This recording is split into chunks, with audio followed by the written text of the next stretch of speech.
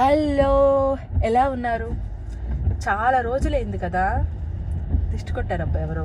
అసలు మీరు నమ్ముతారా దిష్టి కాన్సెప్ట్? నమ్మితే చెప్పండి, ఇంట్రెస్టింగ్గా ఉంటుంది. ఎనీవే, ఇవాళ వాన పడుతుంది. ఒక పాట నేను చరణం నుంచి పాడతా, అదే పాట చెప్పుకోండి. ఇద్దరు సూర్యులు వచ్చినమ్మా, ఒంటరి తామర నడికినమ్మా, కత్తుల వారి స్వయంవరమే కలిగిన నాలోక భయమే, దమయంతిని నేనమ్మా, నా మహారాజు ఎవరమ్మా, మనసైన వాణ్ణి నేనమ్మా,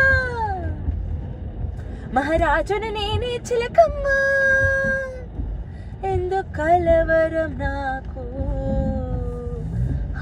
తలపులు నీకు, రెండు జరిగేలోగా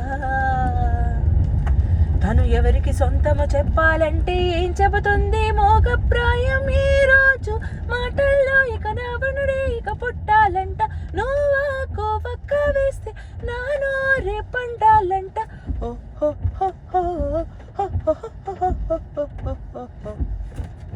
అబ్బా వచ్చేస్తుందబ్బా పల్లవి. ఏం పాట ఇది? వాన పడుతుంది కాబట్టి మీకు ఇంకొక బోనస్ పాట. ఇది చాలా మందికి తెలుసో తెలీదో నాకు తెలీదు, పల్లవి అయితే అందరికీ తెలుసు.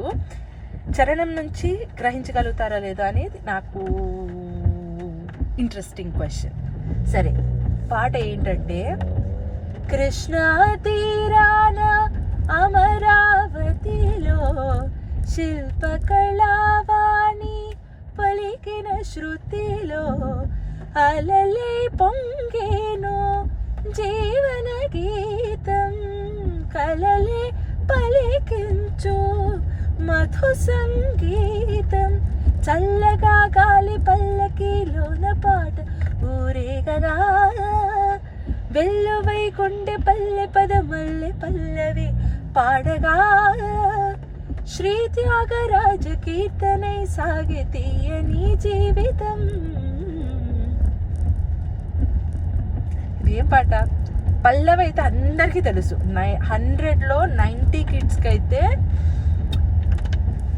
మరీ మ్యూజిక్ లవర్స్ కాని వాళ్ళు అయితే నేనేం చేయలేను, కానీ మ్యూజిక్ లవర్స్ అయితే ఖచ్చితంగా 100/100 అందరికీ తెలుసు. కానీ చరణం నుంచి తెలుసని నేను అనుకోను ఎవరికైనా, అన్లెస్ పాట నేర్చుకున్న వాళ్ళు నాలాగా కాకపోతే. చూద్దాం అయితే. నాలాగా అంటే నేను ఈ పాట నేర్చుకున్నాను.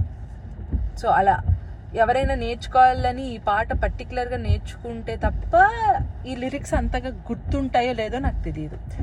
ఎనీవే, నేను సోదాపి మీకు ఈ క్వశ్చన్ పెట్టాను. సో లెట్ మీ నో ఇదేం పాటో. See you, bye. రేపు చెప్తా ఒకవేళ ఆన్సర్ కావాలంటే. ఈ పాటకి ఫస్ట్ పాటకు కూడా తెలియదంటే చెప్తా. బట్ నా గెస్ వచ్చి ఫస్ట్ పాట 100లో 100కి తెలుసు, సెకండ్ పాట మేబీ 80% అని అనుకుంటున్నా.